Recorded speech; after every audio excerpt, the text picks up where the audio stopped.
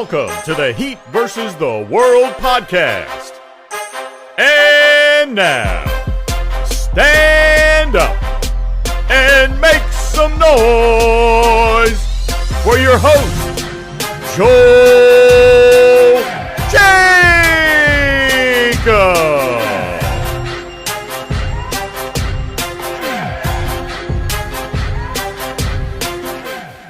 What's up, Heat Nation?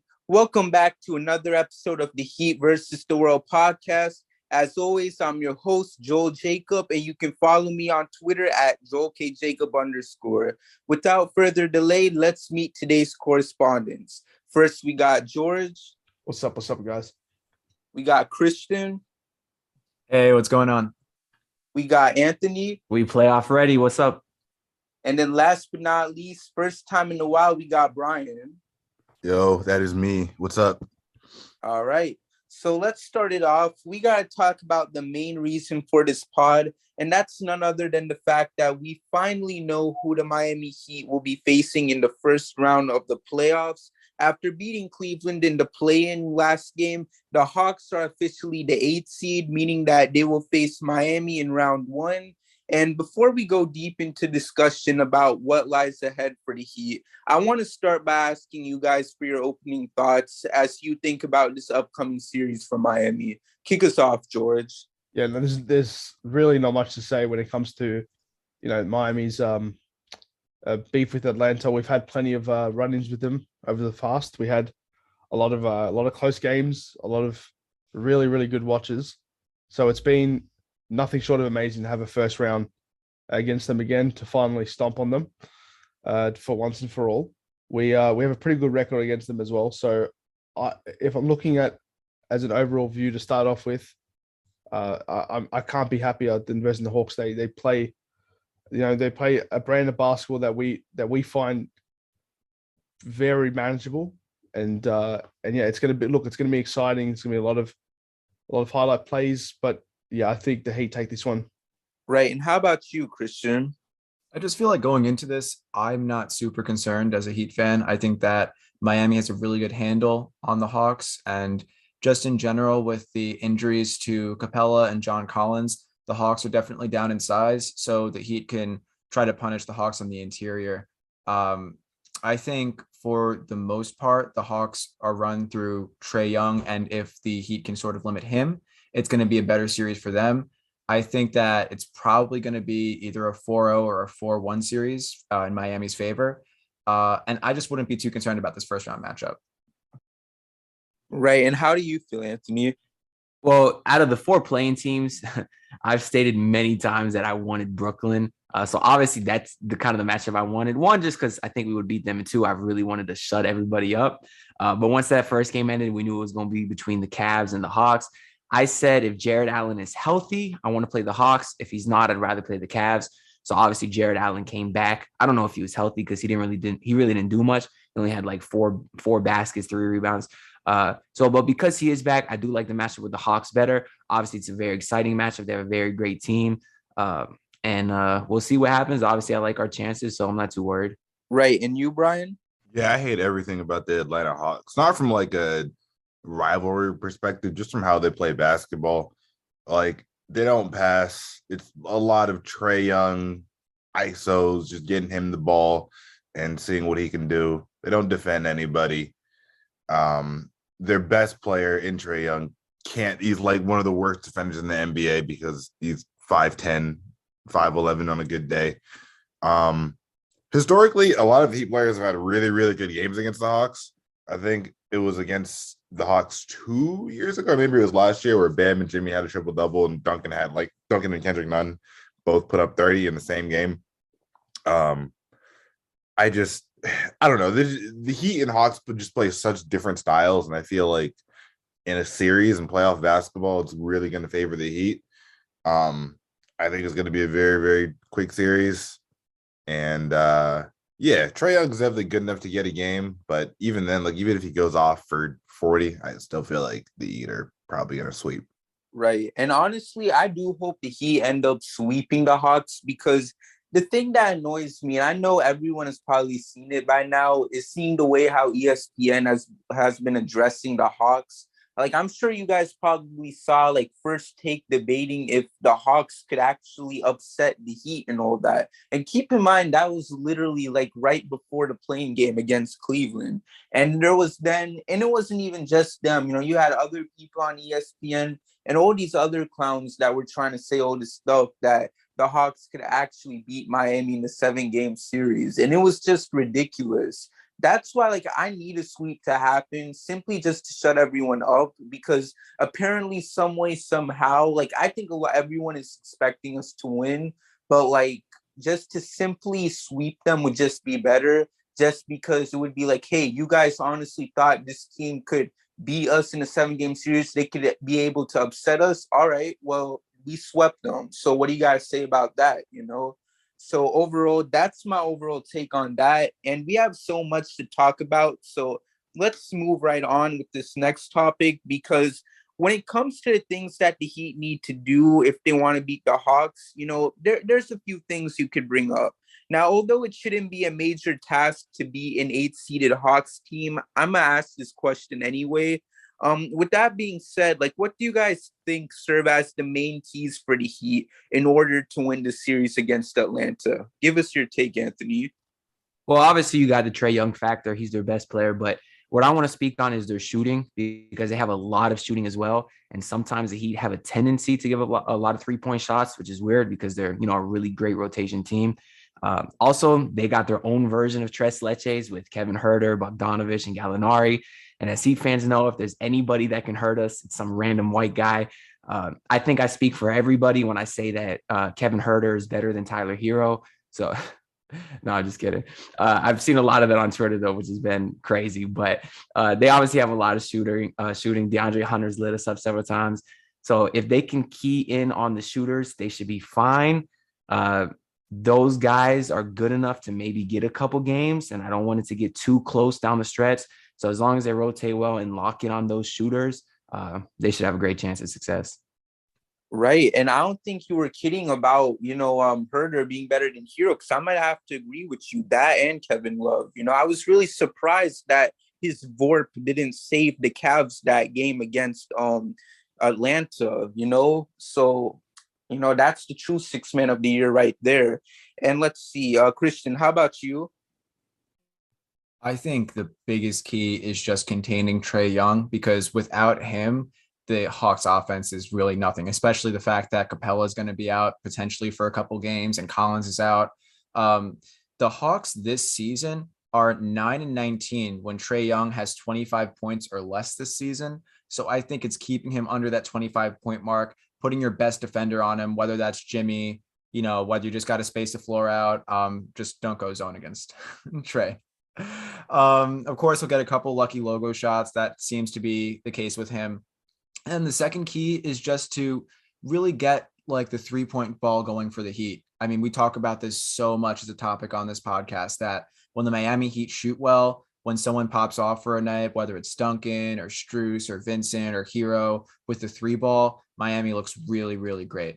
So I think that the BLT big three is definitely going to step up. And then we're going to get key contributions from role players like Strus and Jimmy. And did I just call Jimmy a role player? No, I'm kidding. No, but it's gonna be a good series for sure. Right. And how about you, George? Yeah, you guys pretty much covered most of it. I'm disgusted by your comments, Joel, and you'll pay for that. But that's the story. Come on, respect the VORP though. The VORP will not save you. Okay, the VORP will not save Kevin Love. It will not save anybody. VORP is useless. The Hawks are a very, very dependent team on Trae Young's play. We saw the stat before, 9-19 when he scores 25 or less. He has been known to give big games against the Heat. So I feel like even if he does have a big game, we still have a very good chance of you know, canceling out a lot of factors that make the Hawks, you know, the Hawks, that they struggle to rebound. They're in the lower percentage of rebounding. They don't play really, you know, shutout defense. So if we can get our shooters going early, we've got plenty of them as well. We've got Duncan, Strus, Hero. all of these players that really excel when they get as many shots as possible. So, look, they're not going to have a problem with that. It's the same story if we were going to verse Charlotte as well. They both play pretty subpar defense, and especially with the injuries to Collins and Capella, they lack size now. They've got Gorgie Jeng, and they've got the other center as well. I forget his name, but he Onyeka. Sorry, they're really going to struggle to stop Bam and Deadman. Hopefully that PJ's back as well for that game because he's going to provide some really great defense and the corner presence that he's known for. But look, I couldn't be happier with it with this draw. To be honest, we match up well against them. I think it'll be a clean sweep or in 5. It won't go more than 5, which gives them a little bit more of a break as well between the next series where it's actually going to get a bit harder for the Heat. Right. And then what do you think, Brian? Yeah, my keys for this series is literally going to come down to the 3-point shooting and containing Trae Young. As far as the 3-point shooting, I think it's just for me making sure that you really key in on those corner threes. I think that typically when the Heat get beat from 3, I don't know, there could be stats that say that this is wrong, but from the eye test, it seems like whenever the Heat or teams really go off on the Heat from 3, it's because they're missing rotations to the corner. And as far as Trae Young goes, like just send 2 to the ball, man. Like the Hawks are bottom of the league in assists, not like 30th, but near the bottom of the league in assists, near bottom of the league in hockey assists, near bottom of the league and just straight up passes per game. Like this offense is designed around Trae Young, 1 or 2 passes to Trae, and then he shoots, and maybe they get a rebound, and then they reset the offense, and then it's finding Trae again. So, force ball out of his hands. Make the Hawks play a style of offense that they have that they're not used to. And you shut down Trae, you make the other guys beat you, and you are pretty good. Like I'm not even really worried about our players offensively because the Hawks, like I said, they're not a good defensive team. Like this should be a really, really good series for Jimmy because the Hawks don't have the length to stop him getting to the rim. Bam, the Hawks don't have any bigs that can contain him. Hero, there's nobody on the perimeter that can check him. Even guys like Gabe, Max, and hopefully Duncan maybe should be able to get free pretty often. So yeah, there's a lot going for the Heat here. Like it's very small things, and I think that for the Hawks to have a chance in hell in the series, you're going to need Trae to average like 40, which I don't think is going to happen. So yeah, it should be chill. Right, I agree. And then I know you want to add, Anthony. Yeah, so I know Brian just said Trae would have to average 40 to have a chance, and George mentioned that Trae is known to have big games against us, which I thought so too, which is surprising because I think typically the Heat do a very good job of limiting the other team star players. That seems to be their game plan going into games, is to kind of let everybody else beat you. But I wanted to look up some Trae Young stats. So actually, he only averages 21 points per game against the Heat in his career, and that's 4 less than his career average versus everybody else. So I found that to be a little bit interesting. And that includes 2 big games he had against us because his last game, he actually scored 35 and he scored 50 points against us 2 years ago. But even more interesting in that is he's played 13 games against the Heat in his career, and 7 times they held him under 20 points. So I found it to be very impressive that over 50% of the time that he's faced off against us, we were able to hold him under 20 points. So I think that's going to be really encouraging going into the games because obviously if you shut him down like that, they quite literally have 0 chance. Right. For me, when you look at it, and you guys said it, great. Like this series for Miami against Atlanta, I mean, this is just a great team to go against. Let's see. Like, if I had to rank the 4 play-in teams from who I'd want to play to, like, maybe who I probably wouldn't want to, like, I'd least likely, not saying that we wouldn't be any of the 4 teams, but, still, like, I would probably want to play the Hornets first because, man, they were trash. Like, I know y'all saw that playing game. Then I would have Atlanta second. And then at first I had Cleveland second because it was like if Jared Allen is going to be out, it's like you probably want to feast against them. But, he came back. So then it's like, okay, we'll probably hop back on the Atlanta bandwagon, put them back in second as an easier opponent for the Heat. But like, third Cleveland and then fourth Brooklyn for obvious reasons. But, overall, like Miami, we know that they're not going to fear anyone. And I just can't wait to see what the Heat do because what I like about this matchup is that it fits Miami perfectly, like you guys said. And I think this is the type of series that can get some of our players going, like I guess you could say a little bit like a warm up, you could call it, because that's one thing that I think sucked about last season was that we were immediately facing like a really tough opponent in Milwaukee in the first round. Like we weren't playing like a trash team to start it off and then working our way up. And that's not the case this time around. Luckily we're blessed with the matchup against Atlanta. And although delusional fans of their team think that it's going to be a 7-game series, let's surprise them. So with that being said, I mean, let's just see what happens. And like I said, I just need the Heat to sweep them just to make these national media clowns look really stupid. So, basically that's all I got to say about that. And like next up, I want to have us talk about, this competition real quick, because although we can sit here and rightfully talk all kinds of trash about the Hawks, I feel like we should just take this moment to discuss the challenges that the Hawks could bring to the table for the Heat once this playoff series begins. Because I feel like each foe you'll meet will have some sort of strong point that makes them stand out in a way, which is why I'm curious and wanting to know what specific strong points you guys feel that the Hawks have going for them in this series and all that. So pushing all that chatter aside, like what's some challenges that you guys think this Hawks team can stir up? You're up first, Christian. So I think that one of the keys is actually going to be one of the main challenges, and that will be containing Trae Young.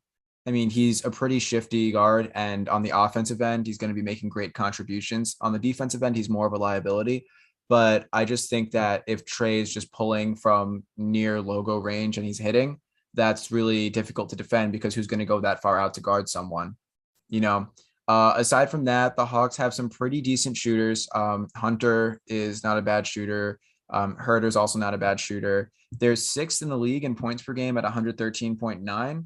So I think that they're going to be pretty good at scoring. So it's just going to be up to Miami's defense to sort of stop them. Season series, Miami's 3-1 against Atlanta. So it's not really that difficult, I feel. And I don't think Miami's going to have too much trouble scoring against Atlanta. I think it's just making sure that Trae Young is contained would be the biggest issue. Right. And then you, Brian? Yeah, I agree with Christian. A lot of it comes down to Trae. Like, as much as I think, Anthony pointed out that, Trae hasn't really played up to his normal level versus the Heat. I guess there's always a concern that, Trae is an extremely ignitable player. Like he is one of the best offensive players in the NBA. Definitely above anybody on the Heat, and he is definitely liable to have those 40 or 50 point games. And obviously when you have a guy like that can kill you, even if, everybody else on the Hawks is struggling, Trae can keep an offense afloat. And then obviously the shooting, they're one of the best shooting teams in the NBA. The Heat luckily are one of the best teams defending shooting, or defending the three. But, that's always a concern that they can get hot in a game or two and that can swing, especially if the Heat go cold, then, it's just the numbers game at that point, right? So I think really it just comes down to that. Like, I don't think anything else Atlanta does spectacularly, especially with Collins and Capella out. I think that if those two are playing, then, you definitely do have to worry about the defense. You do have to worry about, maybe guys like Jimmy and Bam getting into the paint. But with them gone, like it's, it already hurts a poor defense. It already hurts a poor rebounding team. Like I mentioned earlier, like the passing isn't great. You're not going to see a lot of like ball movement. Not a lot of, you're not really worried about getting caught up on screens and chasing, even really elite shooters, I guess. But yeah, so I think they should be fine, given those two strengths. And what's on your mind, George? For me, it's more the there's actually two facets that really come to mind. It's going back to what you guys have already said with Trae Young. He's an extremely he's a gritty player. When he gets hot, he stays hot for a long time.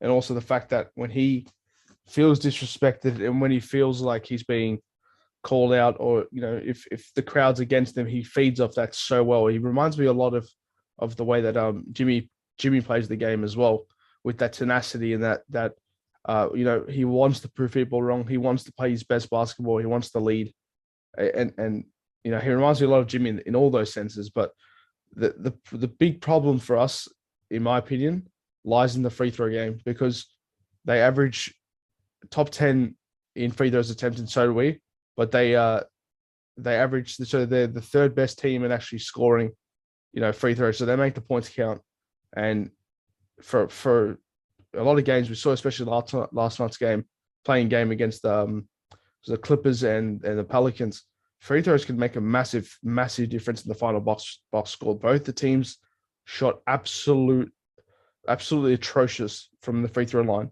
and it cost the Clippers the game in the end. And the Pelicans are lucky that it didn't cost them as well. So getting them off the line, just not fouling when it's not necessary, because we know how much Trae Young loves to get to the line. Not as much as Jimmy, because Jimmy's fourth in the league in free throws attempted, but Trae Young's eighth. So getting him to the line as little as possible should be a key point. Just the key for us. It needs to happen. So I don't think we're going to have that big of a problem to achieve that, because we've got such capable defenders as well. We've got Jimmy, Lowry, Bam, PJ, and even if they want to go Depot, we can even put Oladipo on him, who's a more than capable one-on-one defender, really, really, gritty, and he's the player that probably I would choose out of the three, because I like Jimmy to kind of roll and to double team as well. So I think this is the time that Oladipo might actually get more minutes than Duncan this series. So I don't think it's a bad choice, but I think that we'll do a good enough job at stopping them. I just don't feel frustrated or flustered at all when it comes to the Hawks. I don't care what they do.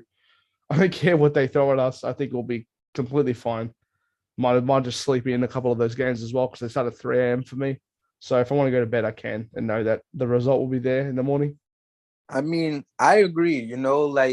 Overall, when you look at it, like we said, the Hawks is a great matchup for Miami. The Heat should have it easy and everything. And Anthony, I did not forget about you. I just wanted to quickly bring that in. So go ahead. The floor is yours. I wasn't accusing you of forgetting me, man. It's not like you've done that in the past. I wanted to say too, real quick. I know George said that he thinks Depot may get more minutes than Duncan this series. I don't know about that, but I can say if Spo was on the fence, now that he's seen what Duncan Robinson looks like in a headband, it probably makes the decision a lot easier for Spo. So I'm assuming maybe a lot of those minutes do go to Depot. But one thing the Hawks do very well, specifically Trae Young, is they're going to hunt mismatches. We've seen teams do that all year against Miami, specifically against Tyler Hero and Duncan Robinson.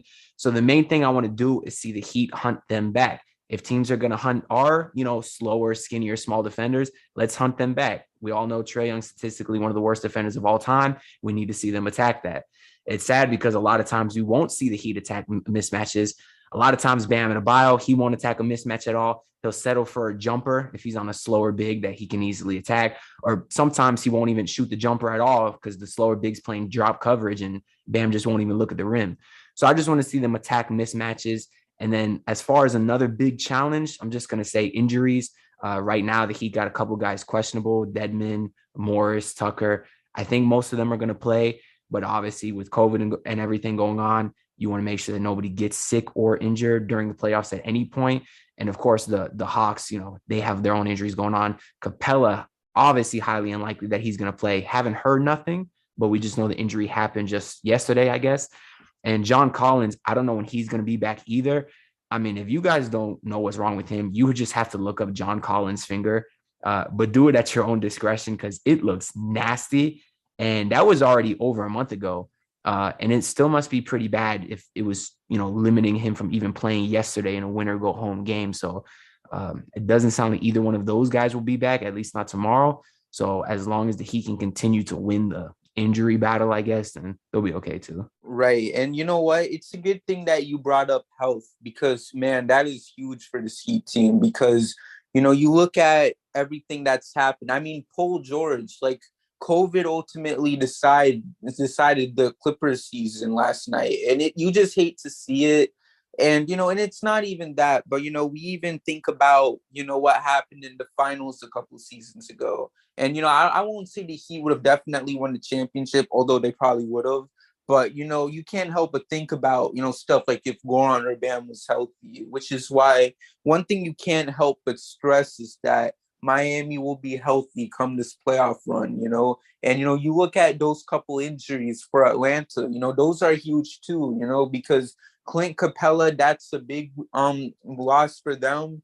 I expect Bam to have a good series if he's going to sit some games out. And John Collins, I don't think they've really said much regarding return for him. But, while he's not there, just take advantage of that. I mean, it's already an easy matchup for Miami. But with guys like them, unfortunately, having to sit this out, like, I feel that Miami should be able to do even better than what we once thought. So I know, George, you got something you want to add? I've just seen the photo of John Collins' finger. It looks like there's a small mountain on his hand, and that's the scariest, most disgusting thing I've ever seen.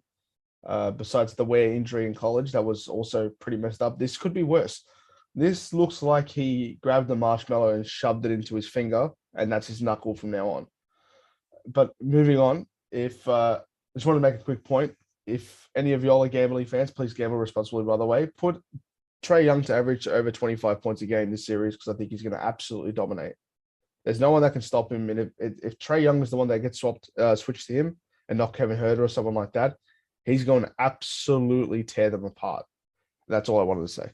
Right. And that's the thing, because Trae Young is going to have to carry this Hawks team, which is the main reason why, like, they look so vulnerable in this series, because there's only so much you can put in that man's hands. Like, and I don't know. And there's something else I want to bring up from the fans' perspective, which is why we're moving into this next topic. And that's none other than the HeatMuse Stat of the week. Before we get into it, make sure to follow HeatMuse on Twitter for all Miami Heat stats. His handle is Heat, MUSE. Anyway, so Heat versus Hawks is at 1 p.m. Eastern time on Sunday. And one thing that should be known is that Miami is 3-1 against the Hawks this season. So HeatMuse wanted to say that if you're going to the game, do not chant F Trae Young. With that being said, like, I mean, what do you guys make of these stats as we get ready to watch more history be written between these two teams? Tell us. I don't care who says don't say F Trae Young. Say it as much as you want. Okay? You got a free country over there. Say exactly what you want. Now, if he wants to get upset and personal over it, he can go meet Bam at the top of the key, and let's see how many points he's scoring then. I think the F Trae Young thing, it isn't about being polite, though. I think it's a very cautionary thing for Heat fans because they don't want to ignite Trae Young. Because for some reason, in adversity, Trae Young seems to prosper more, than any other NBA player. When the Knicks started chanting that, he just absolutely mollywopped them. The Cavs chanted. All of a sudden, in the second half, he has 32 points. So I think it's just like a very precautionary thing to say, hey, don't piss this guy off in the arena because all of a sudden he's just going to start pulling 50 logo shots and we're going to go down. So I think that it's not like it's not really like a courtesy thing, because I think everyone in the Miami Heat stadium, they're all going to be thinking like F Trae Young. So, but I think that Miami's definitely going to shift it in their favor as far as the playoff series, and we're going to look at a good win. I'm actually glad you called on me because I do have a strong take on this F Trae Young thing. Heat fans, don't do it, man. Okay. Cleveland looked so pathetic doing that last night. Okay. They want to be the New York Knicks fans so bad. Okay. Dude is dropping 38 on you. You look stupid. All right. That's New York's thing. Let it be their thing. Don't try to copy them. I didn't like when other teams copied us with Giannis at the free throw line last year. That whole counting thing, 1, 2, that was us. Okay. Then everybody wants to copy it, make it their own. Do your own thing. Okay. The F Trae Young thing, that's the Knicks thing. Let them have it. Be creative. Call him. Everybody bring lollipops to the game and drop them on the floor and do something like that. And everybody hold up a lollipop when he's at the free throw line. That would be hilarious. Joel, you must know Michael McCollum. Get him on the line. Tell him to give out lollipops at the game. Just be creative. When he at the free throw line, everyone just holds up one of those dumb lollipops. Yes, bro, that's hilarious. Don't do it, Heat Nation. I last thing you want to do is wake up a sleeping dog anyways, aside from the whole being original point. That's the last thing you want to do. Okay. Be original, get creative, you know, just, and also it's just disrespectful. Like he's a person too. Like I never got that anyways, but whatever. What do you got, Brian? As far as the Trae Young thing goes, like, I don't know, man. At the end of the day, like Anthony said, like this guy's a human, you know, certain level of respect for whoever's playing. Also, I don't know. I just feel weird about saying "f you" to a dude who has like 100 times my net worth. Not even that, like 1,000 times my net worth. Like, I can say "f you" Trae Young all I want. I still got to go home to a goddamn apartment while he's going home to his five digits. Like, you look goofy doing it. Like, come on, bro. This man is playing basketball for a career. We're all doing spreadsheets or, you know, working as at Walmart. Which no disrespect people that work at Walmart. Like, that's a service that people need. But yeah. I mean, that's the thing, right? Like, because, you know, at the end of the day, I understand that Trae Young, sometimes he might get on people's nerves, but like, I feel like we should just take it easy. At the end of the day, Heat fans are more classy than Knicks fans, so, and Cavs fans too. I mean, well, at least most of us didn't burn LeBron's jersey, you know, that and did all that other extra stuff that Knicks fans have also done. So, you know, it is what it is, and just simply go there, enjoy the game, just scream for the team, and just be that electric crowd that we know Heat Nation can be. So, you know, I mean, that's basically all there is for that. Shout outs to HeatMuse again. We almost went off on the wrong page at the beginning, but we were able to bring it back. I think Trae Young could be the very first person. Trae Young. I think Trae Young could be the very first. Hey, yo, pause on that. Trae Young could be the very first person to be more qualified to work in the NBA than at Walmart. Because if you were at Walmart, he wouldn't be able to look over the friggin' counter. Okay? Let's just put that out there. The Atlanta Hawks have not won the NBA championship since 1958. Let me put that into context. My parents weren't born in 1958. That's 64 years ago, baby. That ain't happening. Okay, they have a poor culture. No culture. We have culture. To make a long story short, I think that we just have to make sure that we actually treat our opponents and everyone with respect, you know, all jokes aside. The Heat are the better team. They're the more talented team. And that's really who I can see winning this series. So 4-0, 4-1, whatever it is, we're going to the second round. Right. And let's see. I guess that's basically it about that. You know, overall, just once again, just simply respect the opponents, even if you think the team is poverty, which they probably might be. You know, just take it easy on the actual players and let's just focus on these wins. So, anyways, now let's get right back into it. So we addressed so much in today's episode. Like before we close it out, let's just quickly talk about the expectations for the Heat as they get ready for game one. You know, like we already mentioned so much about the Heat and the Hawks, so I'm gonna just get right to it. Like, what's everyone's expectations for this first game against Atlanta? Like, what's your take, George? 119 the Heat, 22 Atlanta. That's the prediction. All right, now I'm joking. Okay. All right, no, my actual prediction, I actually did the prediction the other day with my bracket. Well, it's 127 the Heat to 114 Atlanta. I think it's going to be a high-scoring game. You know, both teams are excited. A lot of energy in that building. Trae Young's excited to get going. And, you know, Bam, Jimmy, and Larry are going to do their thing as well. So it's going to be a high-scoring affair. I don't think it's going to be the most defensive game, in my opinion, to start it off with. But down the series, it will be. But, you know, go Heat, and we should take this one. Right. And, Christian, what's on your mind? I see it being a little bit more of a tighter game. I think Miami's going to score maybe about 103, Atlanta 88. But I think of those 88 points, Trae is going to have probably like 30. So I think Miami's going to be able to contain the rest of the Hawks. It's not going to be that much of a concern. And they're going to find a lot easier time getting into the paint because the Hawks are down Capella and John Collins. So I think it's going to be bigger games for Bam and Jimmy and those Heat players that could really do some damage down low. Right. And you, Anthony?